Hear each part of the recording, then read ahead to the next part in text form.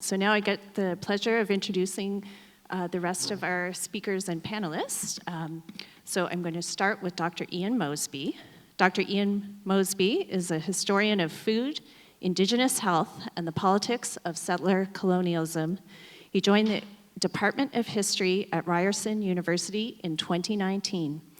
He has a PhD in history from York University, and his current research focuses on the history of human biomedical experimentation on the Indigenous peoples in Canada during the second half of the 20th century.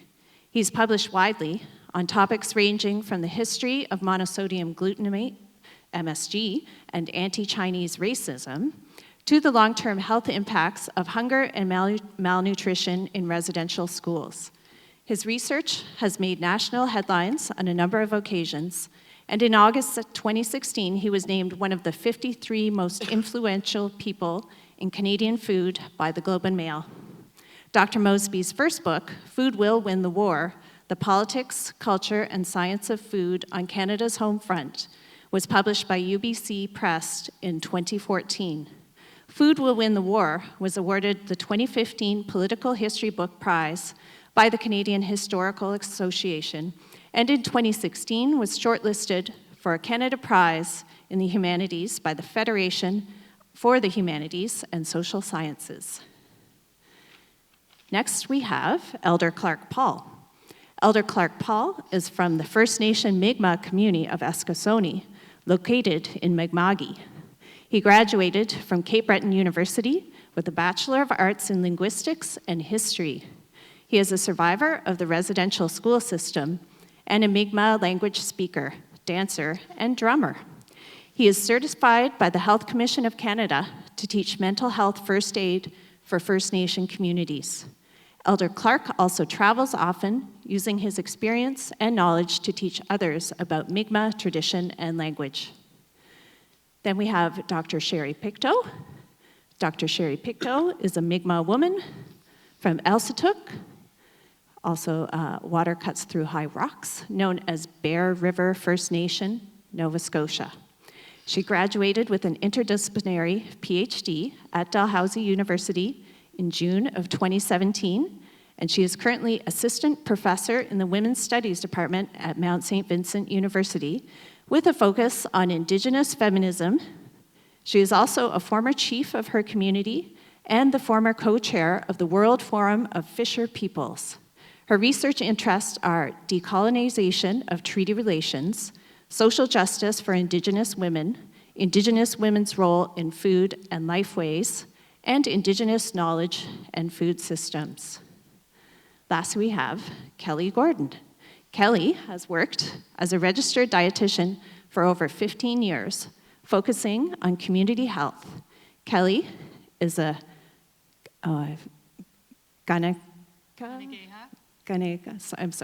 a proud mother of two, and also, English or settler translation is Mohawk, and a proud mother of two energetic children. A graduate from McGill University, she has strived to use her education, opportunities, and knowledge to work toward building a healthier population and supporting Indigenous peoples. Currently, Kelly works for Six Nations Health Services as a community dietitian and team manager. She previously worked for Toronto Public Health and Davenport Perth Community Health Centre. Her current focus is working to integrate traditional Indigenous knowledge into her everyday practice, supporting community members on their journey toward wellness. We thank you all for being here, and I would be happy to hand things over to Dr. Ian Mosby to carry on our program. Thank you. All right, thank you so much. I put that there. I already spilled the water on myself once today, so get ready for another humiliation. So I just want to start today by thanking all of you for coming and taking it's a beautiful Sunday afternoon, and it means a lot for me that you've come today. I also want to start by saying what an honor it is to be a guest in Mi'kmaq territory.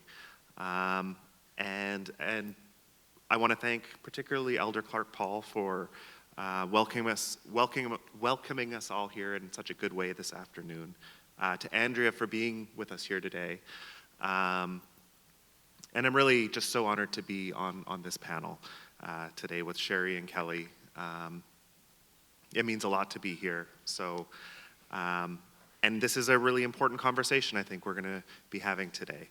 So I look forward to to speaking with you and for your comments afterwards. And I really want to say a particular thank you to Jennifer Brady for organizing this talk, organizing this amazing conference we had this weekend, and for bringing me back to Halifax this week. So now, as you can see here, I've been invited today to give a talk about the legacy of a series of medical experiments conducted by the Canadian government in 6 residential schools across the country between 1948 and 1952, one of which was a school located not far from here in Shubenacadie, Nova Scotia.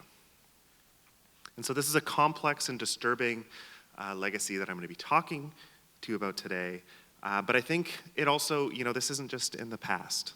What I'm going to be talking about had long-term effects that come to the present and had long-term health and other impacts on not just the survivors of the Shubenacadie Residential School, but also on their families and on generations past.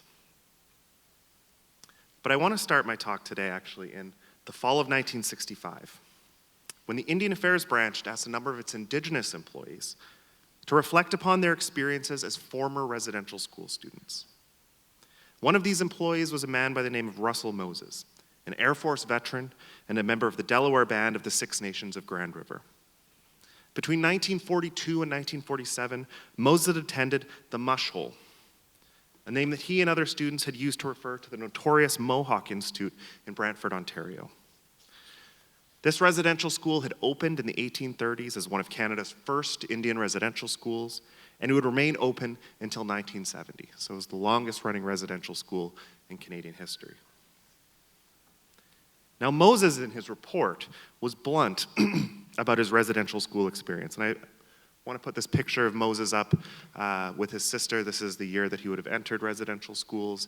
And I think it's important for you to look at this picture and think about all the things I'm going to be telling you today were happening to children, young children this age. If any of you have children, I want you to start to think about this, that this was done to children. When I was asked to do this paper, I had some misgivings, Moses wrote. For if I were to be honest, I must tell of things how they were. And really, he added, this is not my story, but yours. Now, the story he tells in his memoir is one of a harrowing one of constant abuse and mistreatment. Food, it turned out, was a central part of this abuse.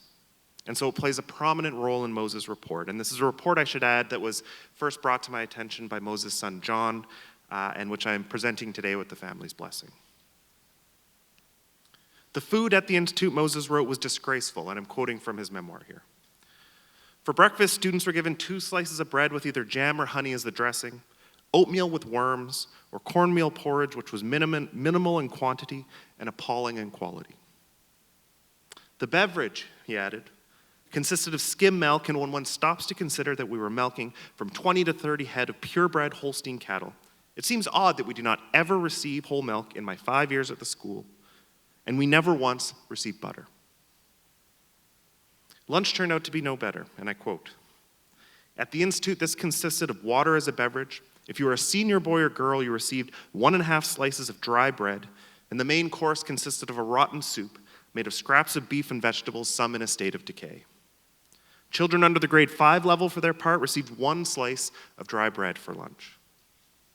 Incidentally, he added, we were not Weight Watchers.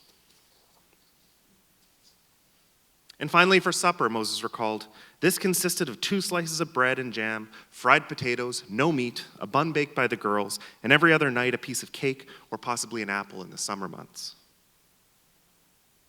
The diet remained constant, Moses stressed, and hunger was never absent. In his 1965 report, he estimated that 90% of the children, when he was going to the school, were suffering from some form of malnutrition, and he even recalled, quote, children eating from the swill barrel, picking out soggy bits of food that was intended for the pigs. Now, as it turns out, the Mohawk Institute wasn't part of the nutrition experiments I'll be discussing today, though it was initially included on a potential list of schools that they were going to include in the experiments because of the poor quality of the diet that Moses describes. But in fact, Moses' account parallels those of students who attended schools where the experiments did take place, namely the Alberni School on Vancouver Island, the Blood and St. Paul schools in southern Alberta, the St. Mary and Cecilia Jeffreys schools in northern Ontario, and finally the Shubenacadie School, right here in Nova Scotia. Take, for instance, the testimony of Ray Silver, a survivor of the Alberni Indian Residential School. And I'm quoting only from published accounts of residential school survivor. I've heard, dozens and dozens of accounts as I've traveled across the country.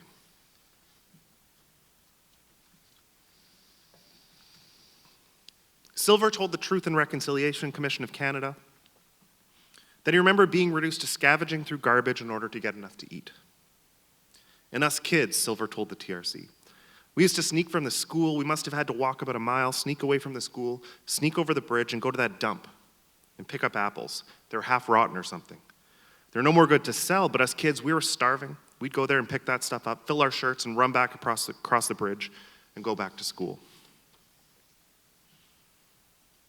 The stories collected by Mi'kmaq writer and Shubenacadie Residential School survivor Isabel Knockwood about her and her fellow students' experiences at the school paint a really similar picture to this other school on the entire other side of the country.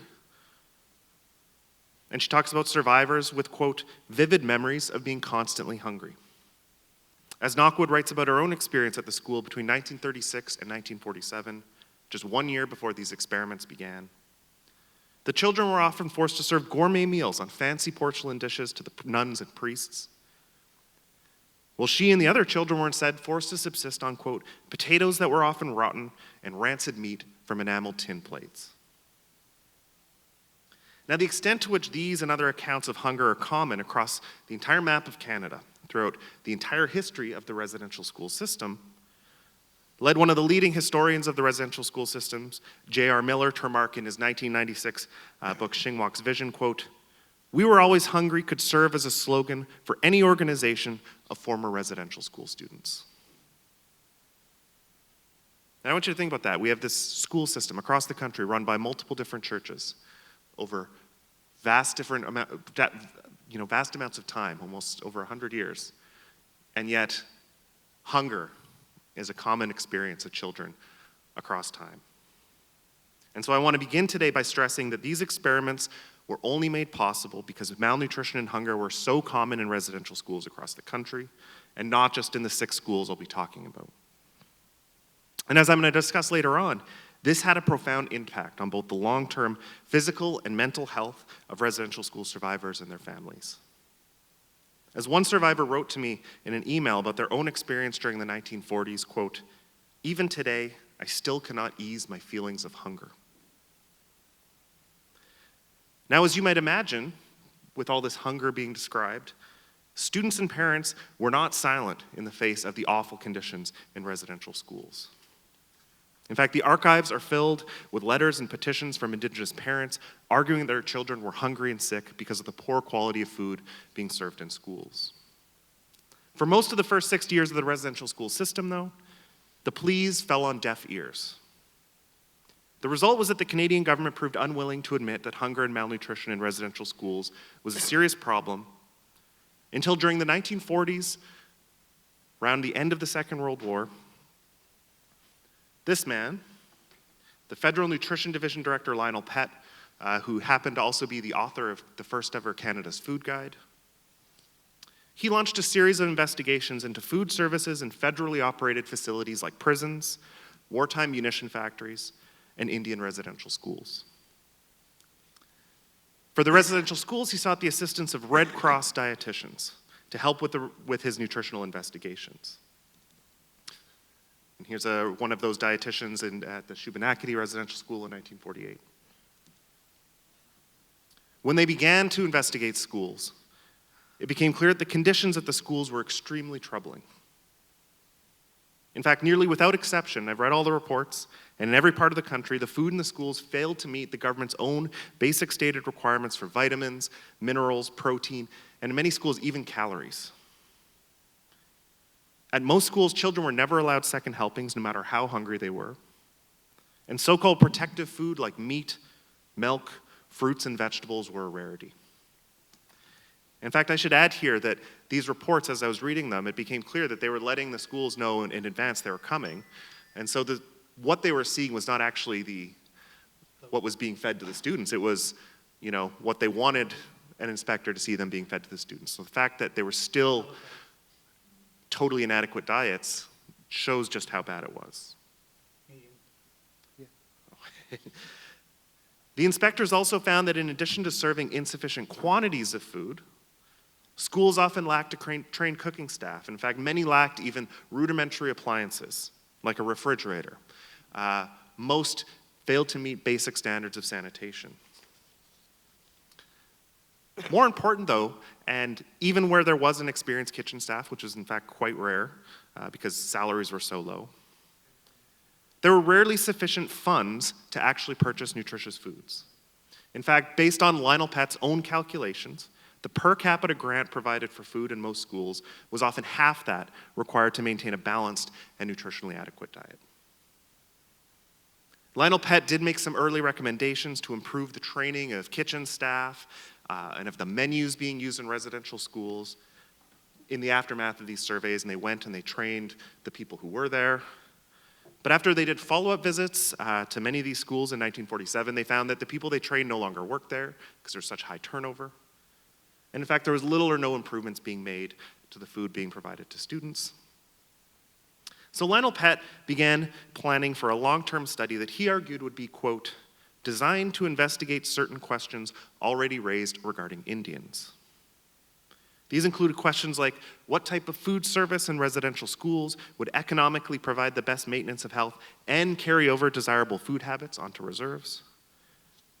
And perhaps more importantly for Pett is, will foods fortified with vitamins and minerals provide demonstrable results over the course of 5 years?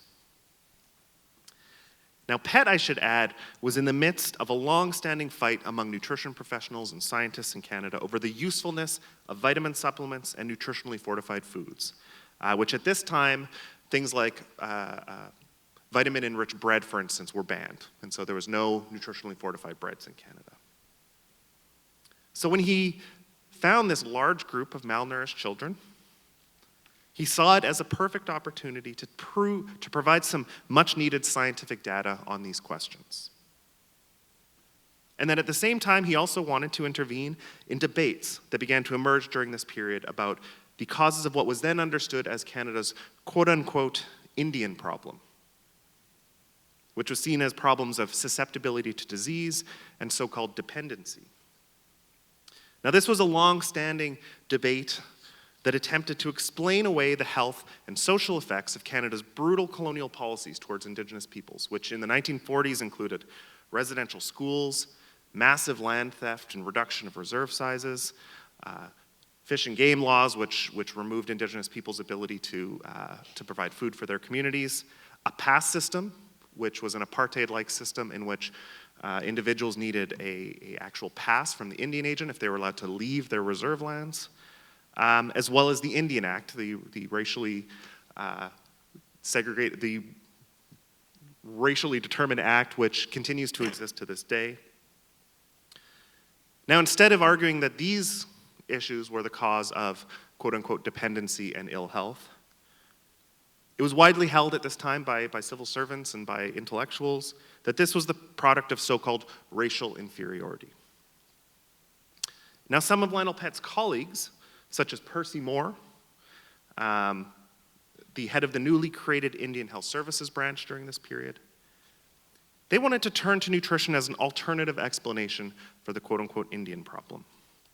As Moore would write in 1942, quote, many characteristics such as shiftlessness, indolence, improvidence, and inertia, so long regarded as inherent hereditary traits in the Indian race, may at root be really the manifestations of malnutrition. Lionel Pett, therefore, wanted to test this hypothesis by examining the adaptability of indigenous diets that were, in his words, quote, caught in a transition state between the fully adequate native diet and an adequate white man's diet. And so they had a captive group of children who were the wards of the state, who the state was responsible for, who were malnourished because of government policies, and these children were seen as an ideal site to conduct experiments to answer these questions. And in fact, PET quickly gained support within both the Department of Indian Affairs and Indian Health Services for this proposal. And in the fall of 1948, he began a series of experiments that incorporated, among other things, medical and dental exams, blood tests, intelligence and aptitude tests, as well as the collection of menu and dietary records from each of the schools. Different experiments were done at different schools. One of these, for instance, was an examination of the impact of something called Newfoundland flour, which is an experimental flour mixture that was fortified with artificial vitamins and minerals, as well as ground bone meal. And this was done at the St. Mary's School in Kenora, Ontario. At the Shubenacadie School here in Nova Scotia, they conducted what they called a double-blind randomized experiment on the effects of nutritional supplements on children showing clinical signs of vitamin C deficiencies. And so to test whether these vitamin C supplements were effective, they divided the children into two groups, one of which received vitamin supplements, the other of which received placebos, to see if these supplements had an effect on malnourished children. Other experiments included an examination of the effects of both inadequate and adequate milk consumption on a population of children with clinical signs of riboflavin deficiency at the Alberni School in British Columbia. An examination of the effects of something called Canada-approved vitamin B flour at the Blood School in southern Alberta. An experiment looking at the impact of a combination of intensive nutrition education and the provision of optional servings of whole wheat bread at the Celia Jeffrey School in Kenora. And then finally, the St. Paul's School in Cardston, Alberta, was chosen as a quote-unquote control school, meaning that no changes were made to its menus during the course of the study, despite the fact that the food served was found to be deficient in the supply of a whole range of vitamins and minerals. Now, on the surface, it might seem like these studies at least involve some therapeutic value. You know, these children were being given vitamins after all. But it's also important to note that none of these experiments addressed the broader range of nutritional deficiencies assessed in each school. They picked one deficiency and treated the children with one vitamin typically, or one nutritional intervention. And in fact, as we learned, in some cases, the researchers actively withheld certain medical treatments from students. For instance, when one of the lead researchers on the study, Dr. H.K. Brown, discovered that Indian Health Service dentists had visited some of the students, he quickly sent off telegrams and letters insisting that for the duration of the study, quote, no specialized overall type of dental service should be provided to the students, such as the use of sodium fluoride, because cavities and gingivitis were both important factors in assessing nutritional status. The idea, it seemed, was that any dental interventions would interfere with the results of the study, which were to show the effects of malnutrition on children. Now, while I was doing this research, I kept trying to ask myself, ask the documents, whether or not these researchers really believed that what they were doing was actually helping these children. And also whether they believed that they were really acting in an ethical manner. I never did find any correspondence about this, in fact, in which they even talked about the health of the children in the long term or what they were doing was ethical. And one reason I later concluded was that although these experiments are without a doubt ethically dubious by today's standards, the reality was that during the 1940s there was almost no rules governing the ethics of medical research in Canada. You didn't have to go through a research ethics board. You didn't have to ask anyone whether your research met ethical guidelines. And there was no requirement that individuals give informed consent prior to taking part in a medical study. In fact, it was in the 1940s when the very concept of informed consent was established in the form of the Nuremberg Code of Experimental Research Ethics. But this code was by no means universal or universally understood. In fact, the Nuremberg Doctors' Trial, which involved the prosecution of Nazi doctors for horrific experiments conducted mostly on Jewish prisoners during the Second World War, This doctor's trial, I found, actually received almost no coverage in the Canadian media and little coverage in the American press even. And according to historian Jay Katz, even scientists who were aware of the Nuremberg Code by the 1950s viewed it as, quote, a code for barbarians and not for civilized physician investigators. When interviewed in May 2000 about the fact that dental treatments were withheld from residential schools as part of his research, Lionel Pett distinguished between his experiment and one that would be considered unethical by arguing that it was, quote, not a deliberate attempt to leave children to develop cavities except for a limited time or place or purpose, and only then to study the effects of vitamin C or fluoride. So according to Pett, in other words, the fact that the children were already suffering from the effects of inadequate diets prior to the experiments meant that to his mind it was ethical to use these children, who are wards of the state, as experimental subjects.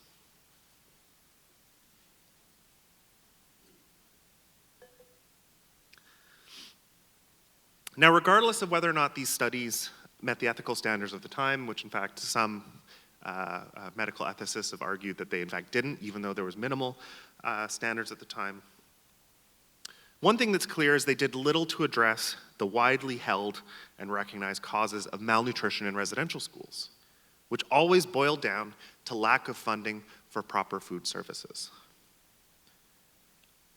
And it's worth thinking that this lack of funding was always intentional.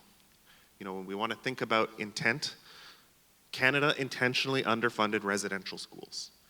They knew what the outcome was going to be, and by discovering that children were malnourished and then not changing the funding formula, which did not happen, that they were continuing, their decision was to continue to have these conditions in the schools.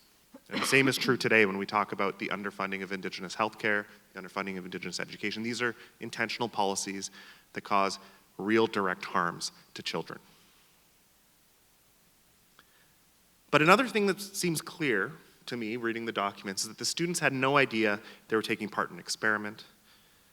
And in fact, for some, the regular physical examinations administered by the researchers were often confusing, painful, and even traumatic. Now, voices of children, as a historian I can tell you, are rarely present in the documentary record.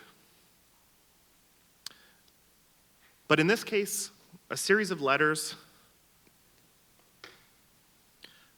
were written to Pett by the pupils of the Alberni Residential School in 1952, and they provide some insight into these kids' experience. Now, these letters were ostensibly sent to Lionel Pett to thank him and the other researchers for visiting the school.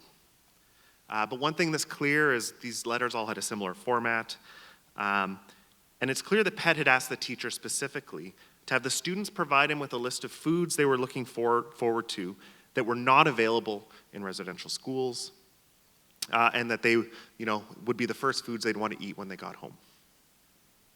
And so Pett, I don't have a ton of time to go into it, but he was conducting multiple studies at this time, and one of the studies that he was doing at the same time as the nutrition experiments was a study that sought to ascertain the long-term cultural effects of residential schools on Indigenous kids' diets. Now, the letters from the students, I don't know if you can read them here, you can see some of this. The students at the Alberni School listed a broad range of both store-bought and country-caught foods that they were looking forward to.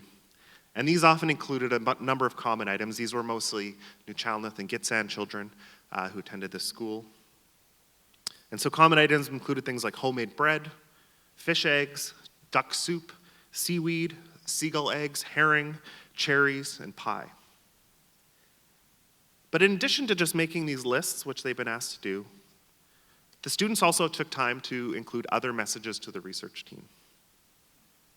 These range from simple statements like, quote, thank you for the medical you gave us, to the perhaps more ominous, quote, tell the nurse I said thank you for the poke she gave me.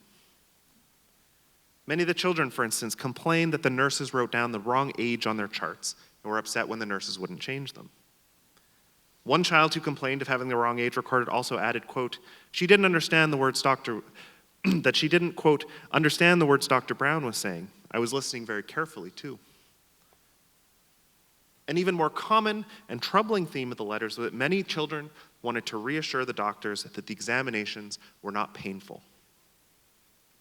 One child, for instance, wrote, quote, "The pokes I got me didn't hurt very much, and I got a couple of my teeth out by the dentist, but it didn't hurt very much when he pulled them out." And to give you some context for that statement, I've talked to survivors of the Alberni Residential School, and the dentists at this time, and in fact for decades afterwards, were pulling teeth out without anesthetic. And so when a child says that it didn't hurt very much, I think we can read between the lines. Another student wrote, quote, "Thank you for all the pricks you gave us. I hope we're all going to be healthy throughout the year and not take so many teeth out. We'll all try not to get sick." This fear involved in this clinical interaction between doctors and students was perhaps best captured by the student who wrote, quote, "When the nurse pricked me, it did not hurt me at all, but a little part is showing yet. I hope I'm okay." Perhaps tellingly, the same student, and this is the letter here, also included a correction that appears to have been added afterwards, perhaps by the teacher, in which the student's statement thanking the doctors and nurses, quote, "for what they have done to us all," was changed to, quote, "for what they have done for us." Now, while many of the students thanked the researchers for coming, it was clear by the end of the study that the benefits of this study disproportionately skewed towards the professional interests of Pett and the other researchers. He had these questions he wanted answers. His secondary concern was perhaps helping these children. And in fact, for the children who acted as controls during this study, or like the students at the St. Mary's School in Kenora, who developed iron deficiency anemia during the course of the study, likely as a direct result of the bread that was adulterated with bone meal, the risk to their own health often far outweighed any possible benefits they might have received.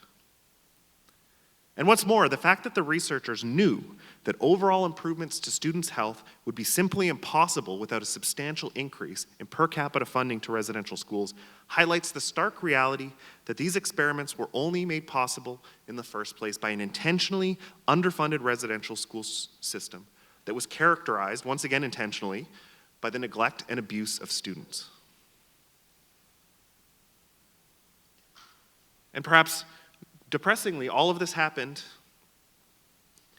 all of these experiments had little in the way of any scientific value. There's little evidence, for instance, that one of the experiments that preceded these that I didn't have time to talk about, there was an experiment in northern Manitoba conducted on adults and children. It was never published in a scientific journal. Some of the data from these residential school experiments were presented at conferences among government researchers. Some of it was published in very minor journals put out by the government itself. But in fact, all of these studies seem to have had little effect on the actual science of nutrition or on the operation of food services in residential schools. I've yet to find anyone who cited any of the materials produced by this. And in fact, when it comes to the feeding in residential schools, reports continued to come in for a decade afterwards regarding the poor food service in schools not included in these experiments.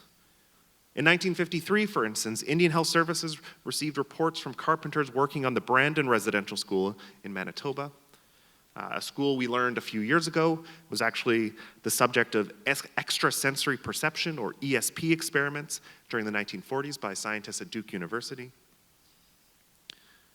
But these carpenters reported that the children, quote, "are not being fed properly to the extent that they are garbaging around in barns for food that should only be fed to barn occupants."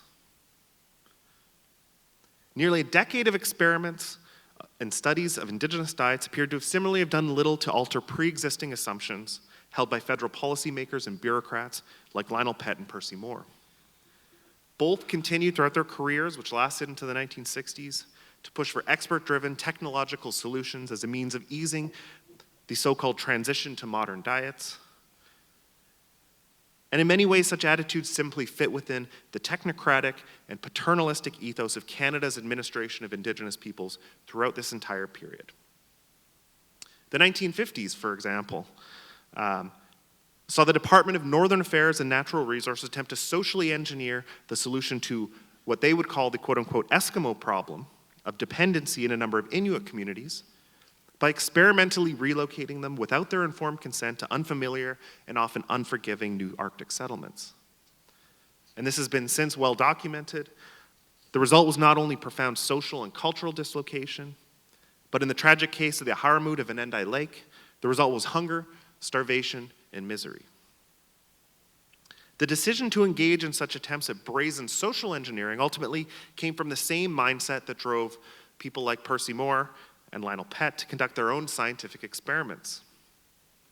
As Northern Affairs Executive Officer Robert Phillips wrote in 1955, quote, it was useful to the department to, quote, think of 9,000 Eskimos as a laboratory experiment and give the imagination full rein on what might be done to improve their culture. Indigenous peoples, in other words, continued to be seen as experimental subjects and their communities as laboratories for both scientific and social experimentation well after these experiments had ended. Which leads us to the question then of what is the legacy of these experiments?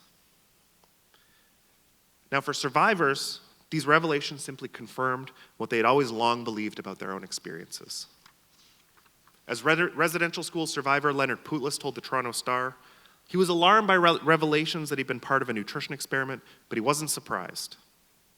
They never treated us as human beings, Pootlis told the Star. Even to this day, I'm 67, I'm still haunted by it. The late Alvin Dixon, a survivor of the Alberni Residential School, expressed a similar sentiment on CBC's As It Happens, stating that the revelations were not a surprise and that they simply affirmed what he'd always believed. That, quote, the federal government and most Canadians don't give a shit what happens to us as First Nations peoples. They're on our stolen lands, our holy lands, and they're not going to be happy until they have it all. They were trying to eliminate us, so it's not surprising. Now, these are sentiments I've heard expressed by survivors of the experiments from across the country who I've met since first publishing this research. And I've traveled to many of the communities most directly affected by this and sat in sharing circles with survivors. And whether it was in private correspondence that people sent me or at these kinds of public events organized by communities affected by these experiments, survivors told me that their experience of residential school was often one of abuse, neglect, and near constant hunger in the face of inadequate and often inedible food. Others testified about experiencing a whole range of unexplained but clearly traumatic medical and dental procedures like the tooth extractions without anesthetic, while others described being forced to consume strange tasting drinks and pills on a regular basis. The common question, and the most common one I heard from coast to coast, came up time and time again, and that was, what were the effects of these experiments? You know, not survivors asked not just on me, but on my kids, on my grandkids. And so I set about trying to attempt to answer this question by starting a series of different research projects. So one, I examined, people would ask me about the dental care and the pain involved, whether that was an experiment. So I've written a paper which is coming out next month on the dental care in residential schools, which captures the main reason why these horrific experiences happened was because the federal government refused to pay sufficient money to dentists to help these kids. Kids who were wards of the state, dentists got paid more money for an extraction than for a filling. They didn't get paid for using anesthetics, so they didn't. And this is a legacy that people continue to have to this day. I also tried to answer the question about the effects of hunger. And so I started a collaboration with University of Toronto-based medical anthropologist Tracy Galloway. And our goal is to focus specifically on the long-term effects of malnutrition and hunger that made these experiments possible in the first place. And so we co-authored 2 articles, one of which you can see here was published by the Canadian Medical Association Journal. Now, both of us were shocked, I think, with what we found when we began to look into this and compare the accounts of diets in both the archives and from survivors with the medical literature on the effects of childhood malnutrition. Because we found that the type of sustained childhood malnutrition experienced by residential school survivors, and not just survivors of the nutrition experiments, would have put them at heightened risk of a whole range of lifelong and chronic health problems. This includes increased risk of a number of conditions that today disproportionately affect Indigenous communities. conditions such as metabolic syndrome, type 2 diabetes, high blood pressure, cardiovascular disease, and stroke. Perhaps more disturbing, we also found that the effects of this childhood undernutrition wouldn't have been limited to the survivors themselves. Women, for instance, who were height stunted as children, a lot of this research comes from the evidence we know from famine survivors, people who survived, for instance, the Dutch hunger winter. We found that women who were height stunted as children were much more likely to experience problem births and miscarriages. And in fact, children born to women who experience serious childhood malnutrition are themselves more likely to suffer from a range of chronic health problems, including type 2 diabetes and obesity. Hunger, in other words, had an intergenerational impact on survivors and their families. Now, the fact that many of the chronic illnesses I just listed are precisely the health problems that disproportionately affect Indigenous peoples in Canada points to one of what I believe to be the most important implications of this research. Much of the effort in Canada up till now to combat obesity, diabetes, and other chronic disease risks in Indigenous community have focused on modifying individual behavior and on education. But there's been little or no recognition that health problems may, for many at least, be another legacy of colonialism, another legacy of the residential schools and other government policies. Because our study just points to one factor, residential schools. There's a whole range of other factors. Perhaps what's just as devastating, though, is we looked at the effects of hunger. We weren't able to look at the cultural effects. And in fact, one of the goals of residential schooling was to forcibly strip multiple generations of children of their food cultures and traditions. Rather than learning the essential skills of how to properly harvest, prepare, and eat seasonal and sacred foods, many survivors of the residential school system were taught to reject the foodways of their communities in favor of the heavily starch-based and unhealthy diet they were provided in the schools. And in fact, the Alberni School, just to give one example, is right in the middle of a reserve. It's right in the middle of the Sachat Reserve. The children, number one, never saw their families who were on the other side of the fence, but they're also not given, the foods that I listed in that letter from the kids. Those foods their parents would have given them those foods if they could, but it was intentional that kids were being fed. They were not being fed fish. They were not being fed traditional foods. They were being fed these inadequate meals, and this was intentional. Another thing we can see from survivor testimony is food became a key source of reward and punishment in schools, which had a long-term effect on individuals' relationship with food. As Shubenacadie survivor Alice Paul told Isabel Knockwood, quote, "One day some kid made a mistake and threw some potato peelings in a milk can.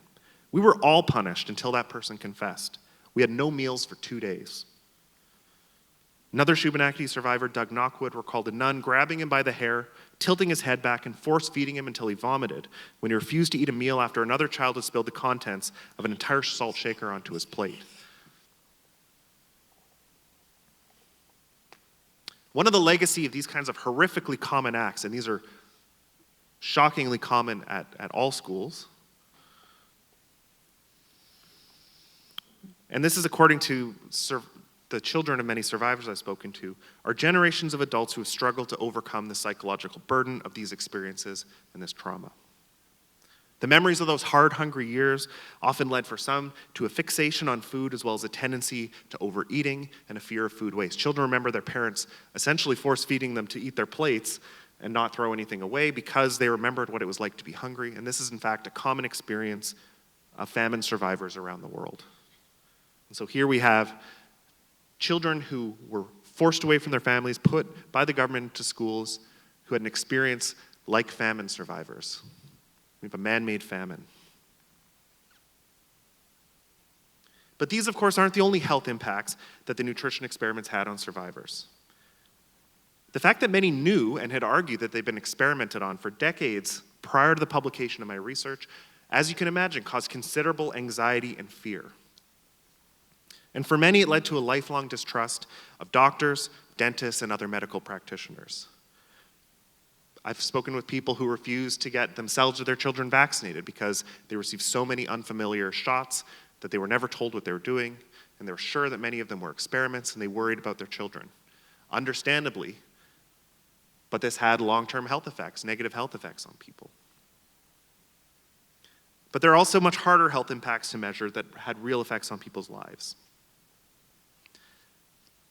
One of the problems is, even after these revelations became public in 2013, none of the communities affected by these experiments have received an explanation, let alone an apology from the federal government for what happened. Communities deserve answers, and few have been forthcoming. And perhaps what's worse is that we don't know the full extent of medical experimentation in residential schools. Many survivors I've spoken to have told me that the revelations that these experiments happened, these nutrition experiments, only confirmed their suspicions that they were also subjects of medical experimentation in their local communities, in residential schools, in TB sanatoria, and in racially segregated Indian hospitals. Many of you probably don't know, between 1945 and the 1980s, Canada had a system of racially segregated hospitals. Hospitals for non-quote-unquote Indians and hospitals for Indians.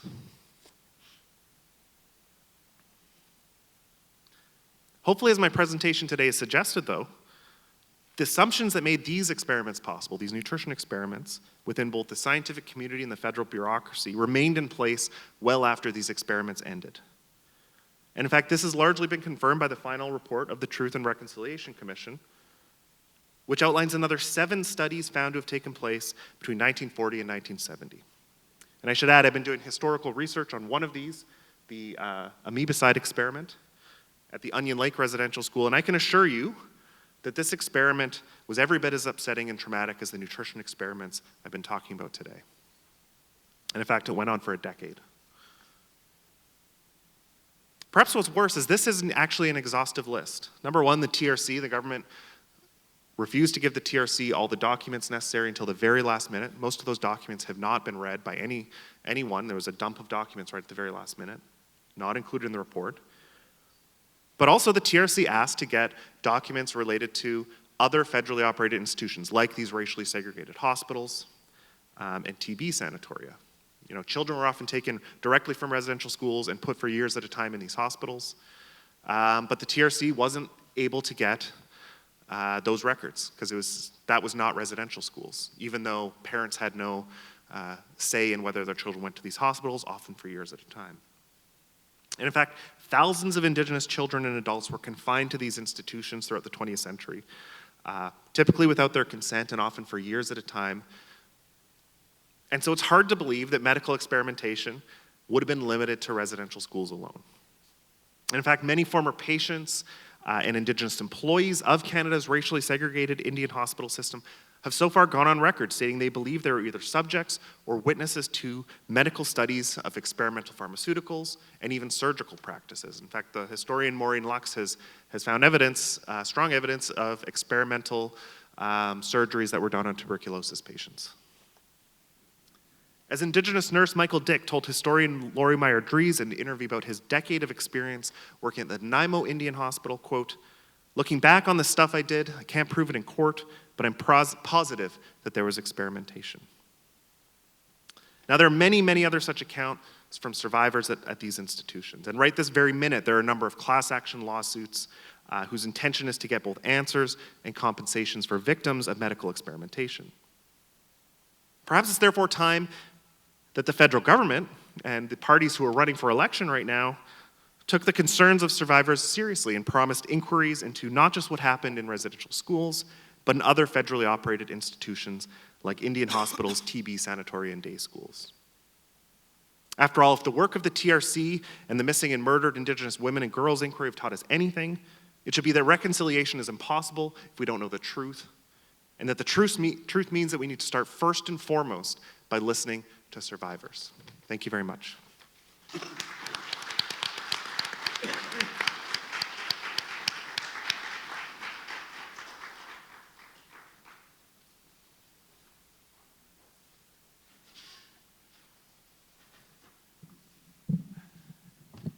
Thank you, Ian.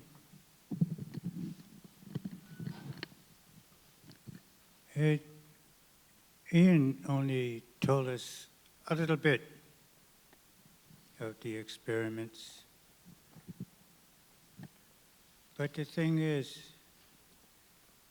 when we speak about our diets, We never think back about how we ate. We're only thinking about how we eat now. But what if? There's that magic word. What if? You think back to your childhood. Now, in my childhood, I lived in Eskilstuna. I lived with my grandparents. My grandfather was a trapper and a hunter.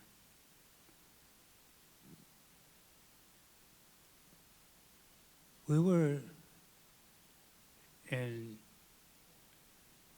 let's say we didn't go hungry, but when it came to money and stuff like that, we were poor. We didn't have indoor plumbing. We didn't have electricity. So, but we appreciated with what we had and enjoyed what we had. See, my grandparents didn't have monies to go to the grocery store and buy the best cuts of meat at the grocery store, which I'm glad about. We ate what he brought home. And there were times he'd bring home ducks, he'd bring home deer, rabbits, all kinds of fish.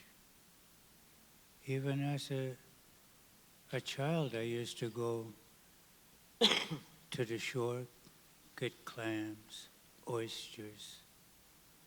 And a certain time of the year, these flatfish used to come to shore. And believe it or not, we used to use a broom, sweep them on shore, and my friend would pick them up. When I get tired of sweeping, he'd sweep, and I'd pick them up. So in a span of maybe an hour or so, we'd each carry 2 buckets of fish home. And this is how we ate. My grandfather had a garden in our backyard. He grew potatoes, carrots, turnips,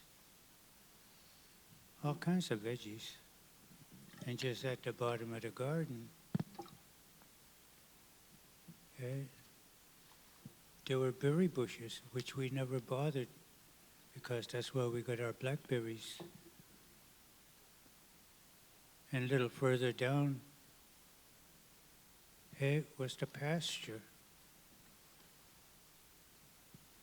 And in the wooded areas of the pasture, strawberries grew.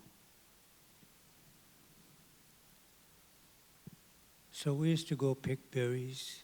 My grandfather used to take time out to go pick apples, and he'd come back with maybe 100-pound bag of apples. Now the house we lived in had an upstairs, a main floor, and a basement. But our basement wasn't like the basements you see today. Ours had a dirt floor. My grandfather had a little workshop, and the rest of it was used as a root cellar where we kept the vegetables. You know, but thinking back, there was no chemicals going into my system. All my food was clean. And then, just about when I was turning 7, they came and got me, put me on a bus, took me to Christmas Island, which is on the other side of the mountain from Eskilstuna. And put me on a train. Back then, there was no causeway. So when we got to where the causeway is now, we had to wait for the ferry. The train got loaded onto a ferry and was taken across in pieces. But the thing is, you know, it was a long trip, but nobody ever thought about the children going to the residential school would get hungry along the way because nobody gave us anything to eat on the way. We got to Shubi, got off the train there, and walked up to the residential school. You know, then I started learning what the food was like there. Since I ate, to me I ate well, I ate good at home. I would eat like that at the school. But to my surprise, no. You know, I would say 9 out of 10 breakfasts we had was porridge. And the porridge was, you know, was kind of lumpy. You know, it's kind of lumps about this big maybe. But inside those lumps were porridge, oatmeal that wasn't cooked, you know. And the milk you got to put on it was kind of sour. And if you didn't eat it, then you're going to go hungry for the rest of the day because you may have a light snack lunchtime, and then supper time it was more disgusting food, they call it. And see, Shubhanagati at first was supposed to be set up to be self-sustaining. It would produce their own meat, their own vegetables, their fruits. You know, they had cows, they had pigs, they had gardens, they had apple orchards. You know, think about it. You know, my cousin Ernest worked at the piggery, and he was telling me, he says, Clark, thinking back, you know, one day we butchered 11 pigs,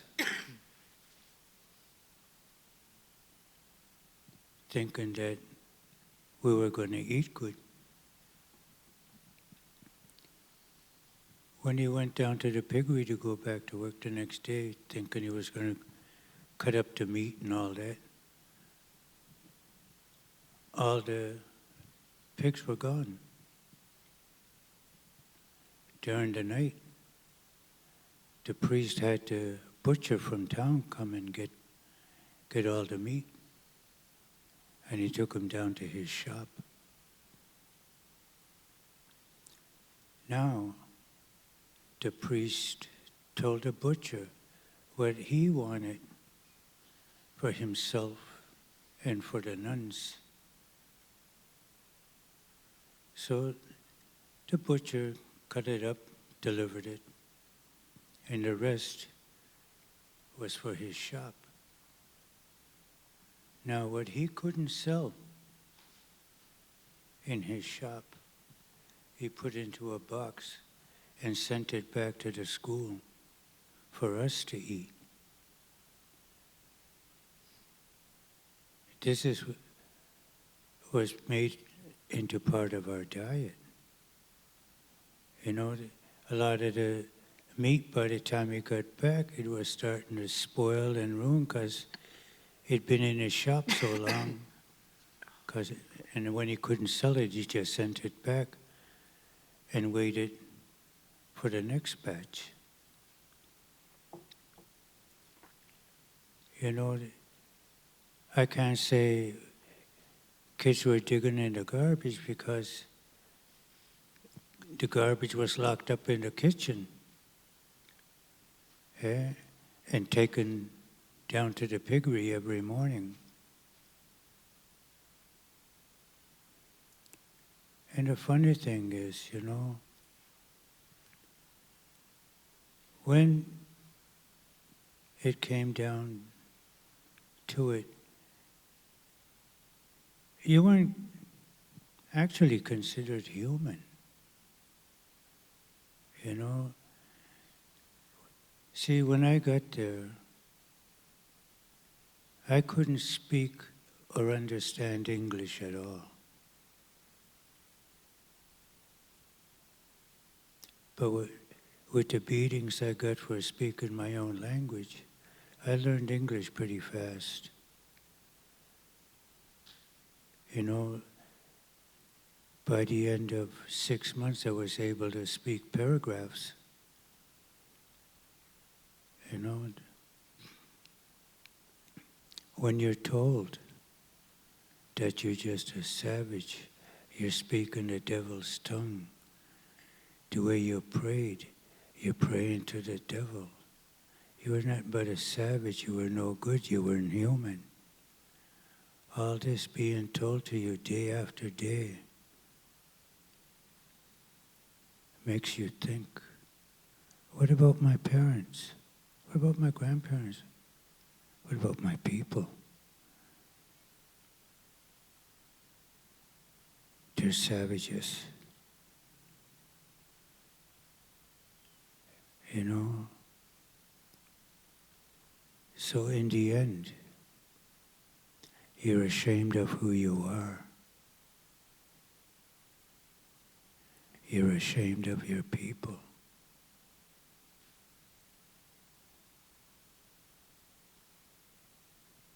You don't want to speak your native language because it's the language of the devil.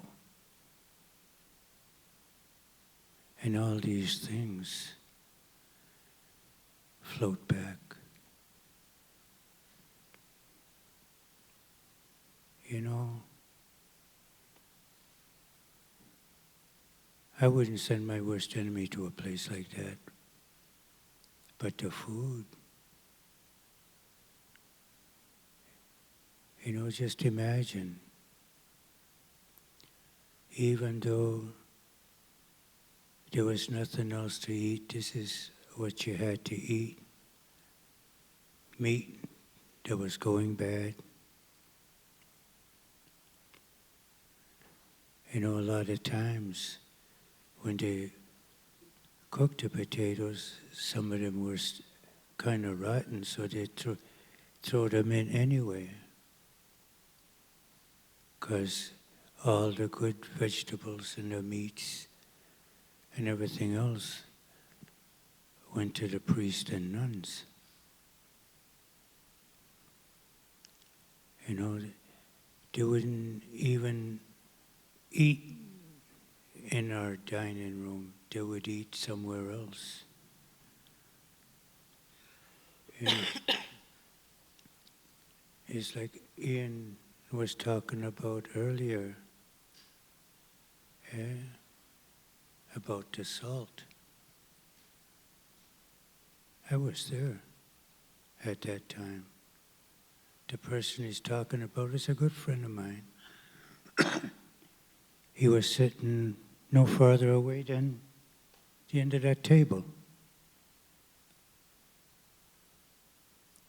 You know, it's a big salt shaker. It's almost as big as this glass. I remember we were having beans that night. You know, and I liked beans because my grandmother used to cook them really good. She'd take all day.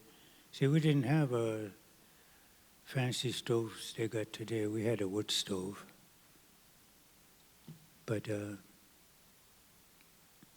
cover came off, and all the salt went into his beans, where we thought they'll get him another plate. The nun went up with a spoon, stirred it all in, and made him eat it. Next morning,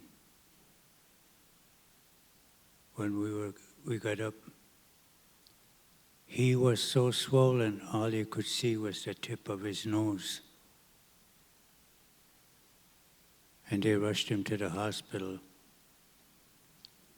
Because the salt almost killed him.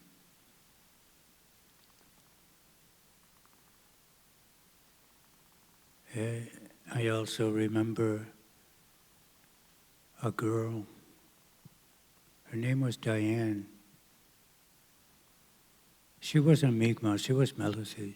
I think she was from around St. Mary's or Tobic, that area anyway. And I forget what we were eating that day, but it was gross. And she got sick. And as she was gagging, the nun made her eat, and she finally threw up. They beat that girl until she finished off her plate. The food and the vomit that were on that plate, she had to eat it all.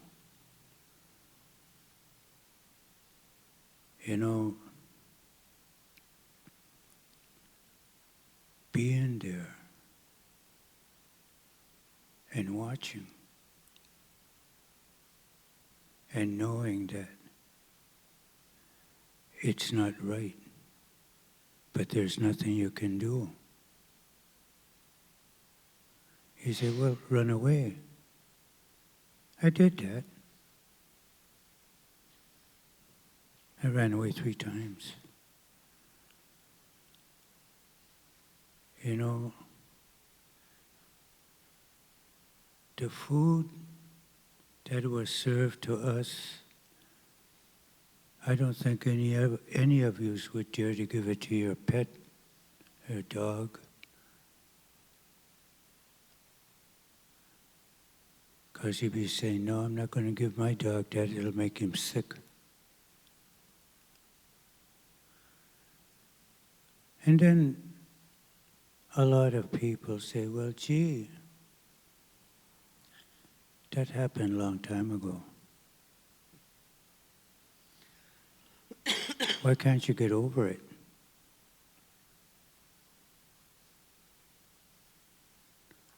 Well, how can anybody get over it?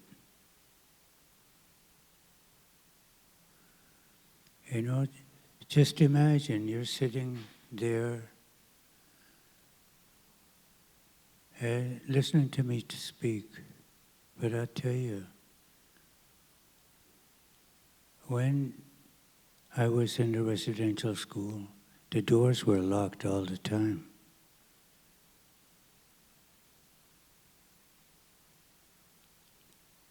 The priest, who was Father Mackey at the time, had full custody of all the children there.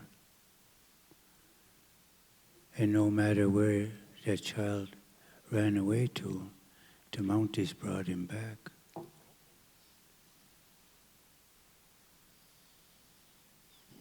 You know, when you're a child of 10 years old and being locked up in a cupboard, you know, nothing in this cupboard but soap and dust.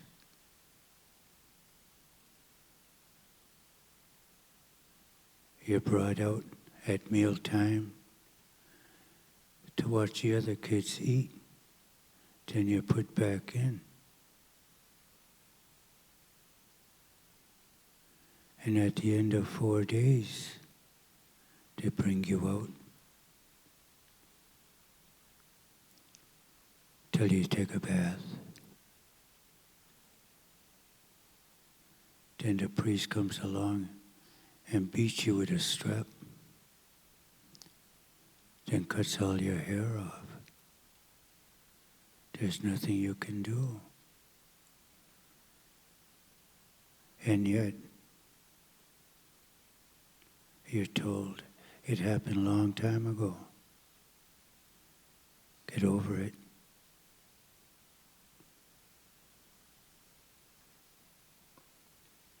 You know, the thing is that you don't realize.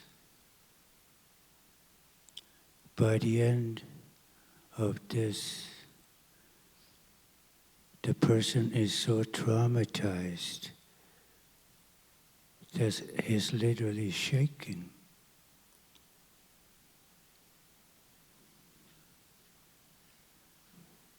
You know, I'll tell you, the story I just told you, it's me.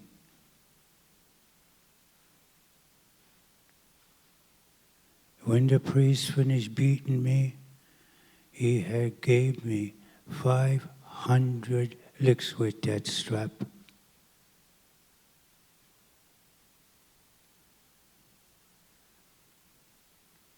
When my sister came to get me that December in 1957, I was given a choice to go with my grandfather or go with my mother. I went with my mother. It took me almost a year before I could feed myself. I shook so bad, food wouldn't stay on my fork, wouldn't stay on my spoon. You know, the fear of thinking they were going to come and get me any time and take me back. And what happens when I go back? I'm going to starve, be degraded, and beaten some more.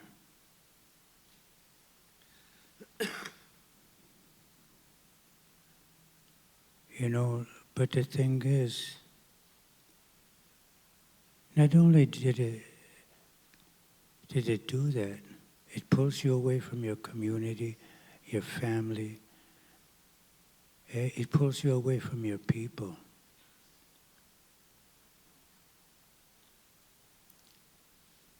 Because when they finished with you at the residential school, you weren't thinking about the food.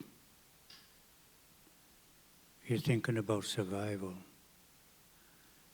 Because from the good eating that you had before, to the starvation diet they put you on, then all of a sudden you're in survival mode.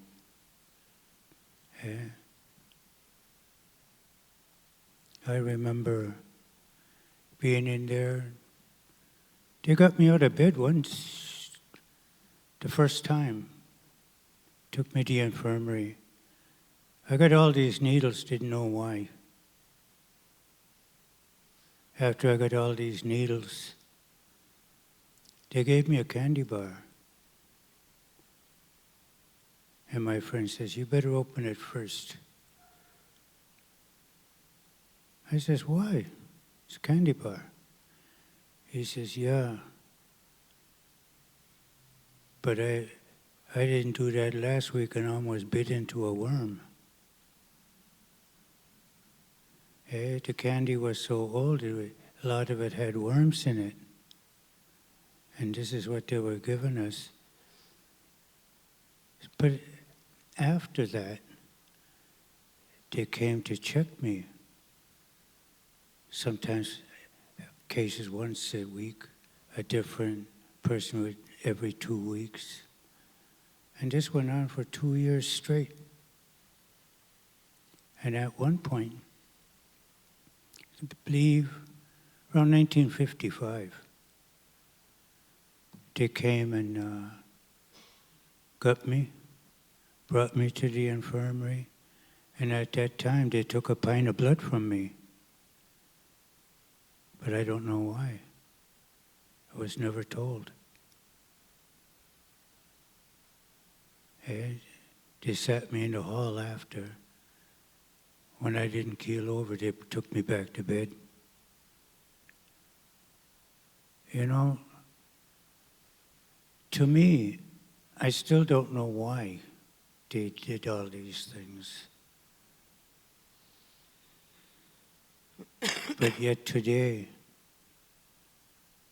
I think back at my diet as a child, my diet in the residential school, the things I ate, and my diet after. You know, and I still had changed back, or still trying to change back to my old diet of wild game. But the thing is, while I was on this change of diets and all that, did it cause me to get sick? Or was it the cause of my sickness?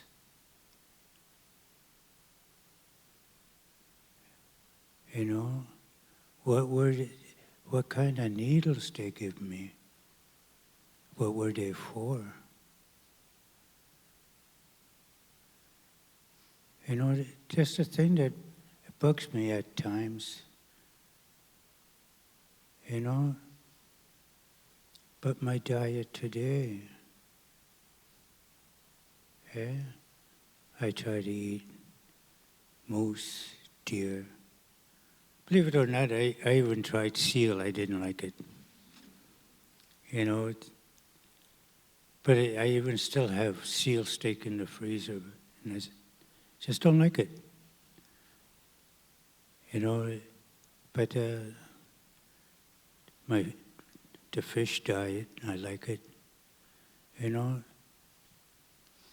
vegetables, I try to get at farmer's market where local farmer grows it without chemicals. It may cost a little more, but it's worth it. I know I'm not putting any of these chemicals. If it'll kill a bug, it's sure as hell going to kill me. You know? But what are the chances of us going to the supermarket and buying all these vegetables, eating? And in the process, we're putting all these chemicals that kill bugs and bacteria into our system, you know. A lot of the bacteria that we have in our system, we need it.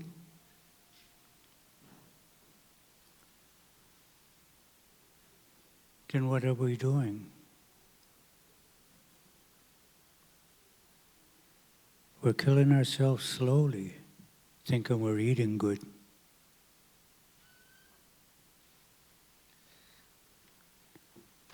You know? To me, I'm me. I'm on my last leg of this journey.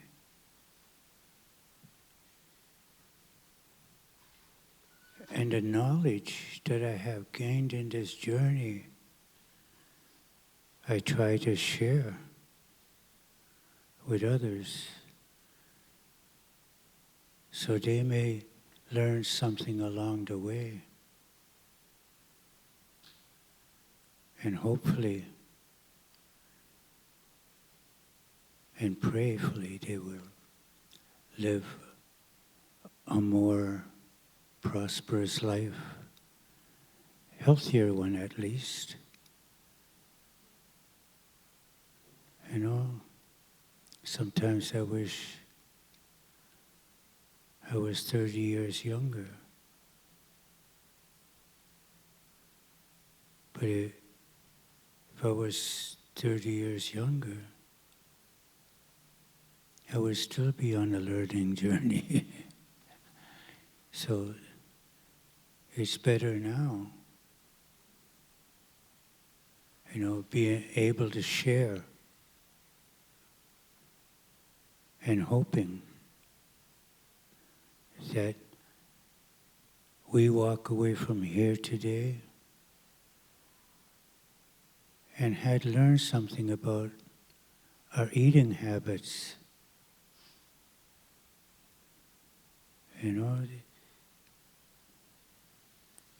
And learn something.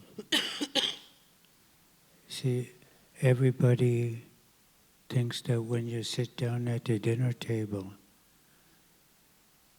you pull away when you're chock full, can't eat anymore. No. Be good to yourself. Push away from the table while you're still a little hungry. Because an hour later you're going to want a piece of cake or a cookie or a pie, and you'll have room.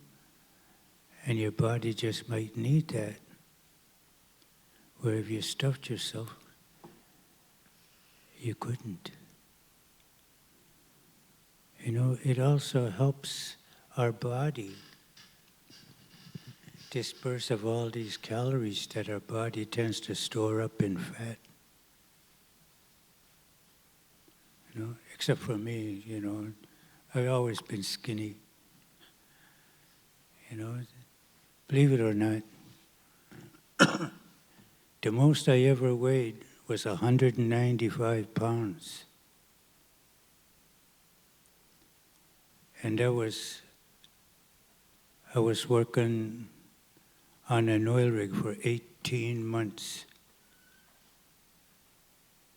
At the end of 18 months, I went home. I weighed 195 pounds. When I went back to work a month later, I weighed 145. But the thing is, that's me. I have a high metabolism. I'm one of those guys you truly envy, because I literally can go to sleep and lose 5 pounds, So the funny thing is, this is the truth, and it's funny. I told my wife, 20 years ago, I said, I can lose weight just by going to sleep. She said, no way. So I said, yeah, I can. So before bedtime, she weighed me. So next morning, when we got up to go have coffee, oh no, get over here, put me on a scale. I lost 6 pounds.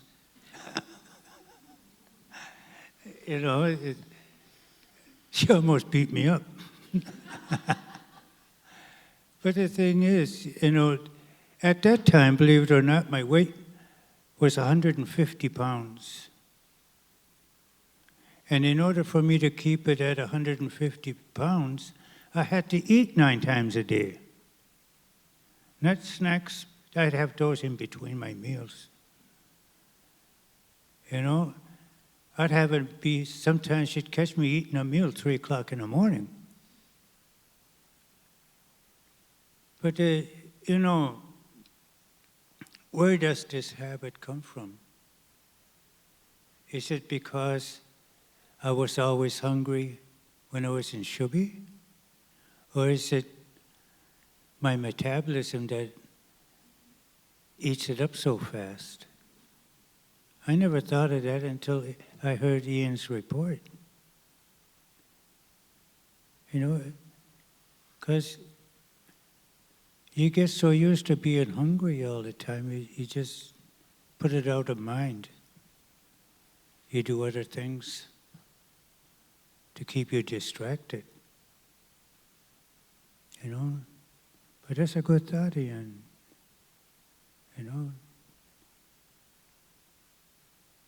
But I'm going to let these ladies take over. I took too much of your time. Thank you for listening. Oh, you got your own, eh?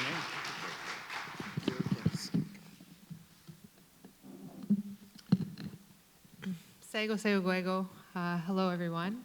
My name is Kelly Gordon, and I just want to acknowledge the Mi'kmaq territory that I'm a guest on and thank Elder Clark, Ian, Sherry, Jen for inviting me here today.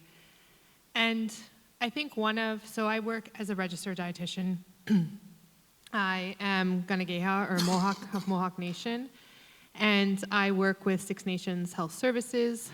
Six Nations is the largest First Nations or reserve in Canada. We're located about 1 hour west of Toronto in southwestern Ontario, and we have a very large 15,000 approximately on reserve population. So we're a very large community, and I've been working there for almost 9 years in total throughout my career. And I didn't grow up in the community. I grew up off reserve. My dad didn't grow up with his Mohawk family. He was adopted out upon birth, and my mom is non-Indigenous. She's a Acadian and Irish ancestry. And for me, listening to Ian and listening to Elder Clark, I think one of the biggest things I wanted to share out was just that allowing that space and that time as a regulated health provider to listen. To hear the truths of the stories and the experiences and of our history as Indigenous people and our current reality. So this is now, it's not everything that's happened in the past. These are things that have happened in the past but impact our days right now. So for me, it's about having that space, sharing that space and listening, and the responsibility that comes with that. For me, I do a lot of work revitalizing Haudenosaunee food systems. Haudenosaunee are the people of the Longhouse, made up of the Six Nations, the Mohawk, Cayuga, Oneida, Seneca, Tuscarora, Onondaga. And with that work, a lot of it comes from sharing stories. So stories, as Elder Clark shared from his youth, and those recalls of that nourishment that those foods offered our entire being. So not just the physical nourishment, but the spiritual nourishment, the emotional nourishment, and that connection to our identity as Ongohongoi, or as Indigenous peoples.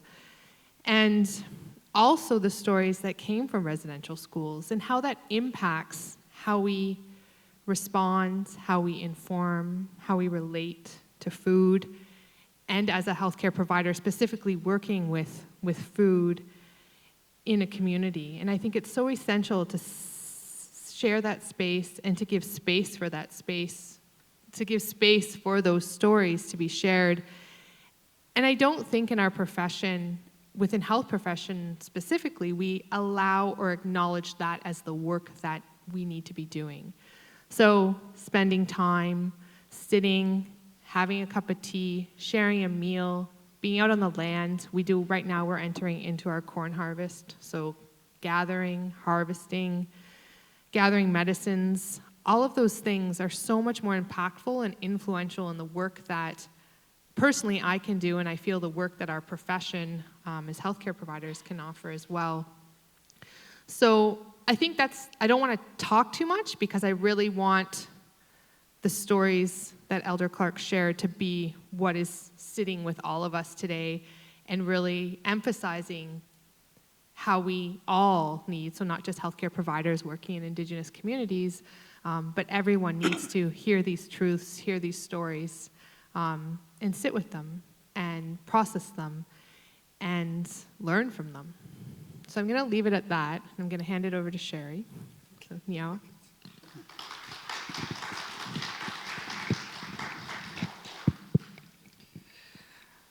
Yes, I want to thank Ian and Jen and our elder, our guest.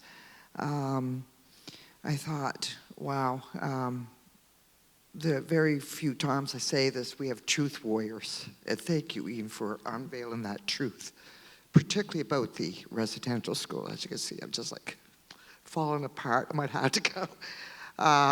Particularly in light of that, you know, on September 30th, we had the Orange Shirt Day, and I was thinking about those 6,000 children that didn't make it. How many of those were maybe directly related to these experiments, or on top of that, the sexual abuse and the emotional abuse that we now know about. And then I was thinking about Treaty Day that we celebrated here October 1st. We have the 1700s, we have several peace and friendship treaties. And I remember specifically the 1752 treaty, where the freedom to hunt and to fish unmolested. I love that term. And it was for our heirs and their heirs and their heirs forever, and how we had to fight for those treaty rights. So basically, my work was exploring how, what were the perceptions of treaty by my own people, and particularly my own community, compared to what was being negotiated. And you couldn't talk about treaty without talking about food.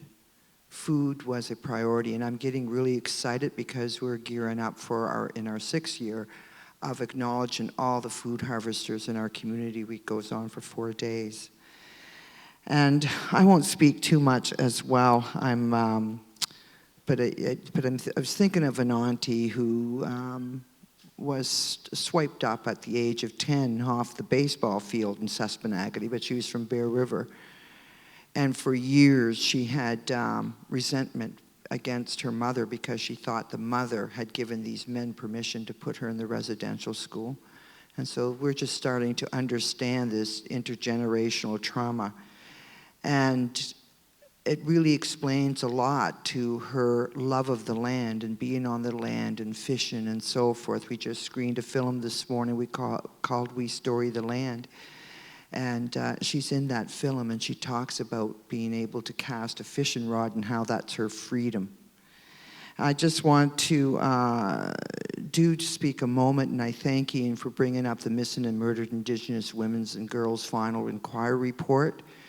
Food insecurity is throughout that report, and this is 2019. You don't hear much of the 231 recommendations from that report throughout the election, but just to bring your attention to it, that food insecurity is still a real issue, particularly for Indigenous women and two-spirited people and girls.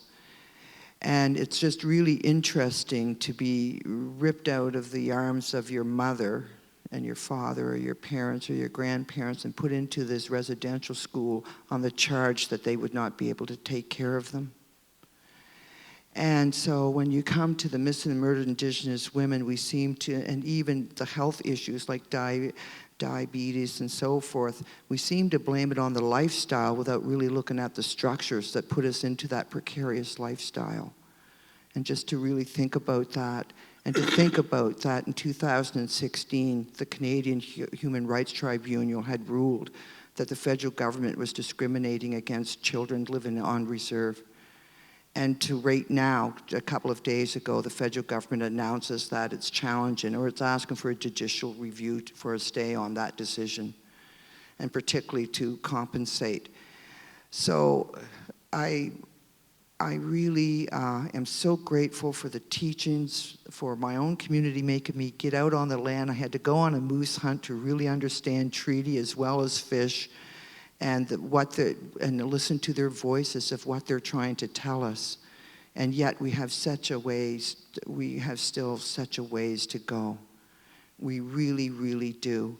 And but I'm proud of the work that my colleagues are doing with everything that they have to try to restore some of our ancestral teachings that was a heck of a lot more healthy than this, what was portrayed to us as a more civilized way. Masid Nogama.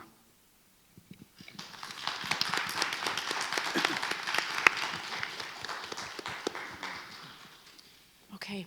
I'd just like to echo that thanks to all of the speakers today, for Ian traveling so far and sharing his work that, of course, has a different relationship to hearing those stories as I do, but nonetheless, they're difficult to hear. And I think what I take away from this, beyond just continued learning, is that renewed commitment to be changed, and not only for myself to be changed, but to, as an educator, to have commitment to changing others and the students that I teach. And thank you to Sherry. I know you're deeply involved in also that work as an educator, as an activist, and as a leader in your community.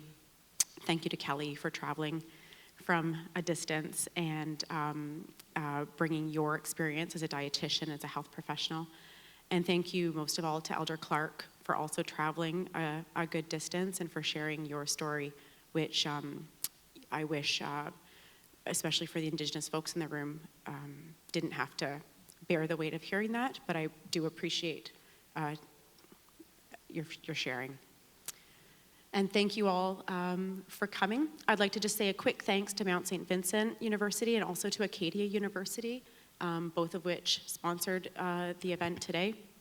And in the last little bit, I'd just like to offer Elder Clark if you have any final words that you'd like for us to end with.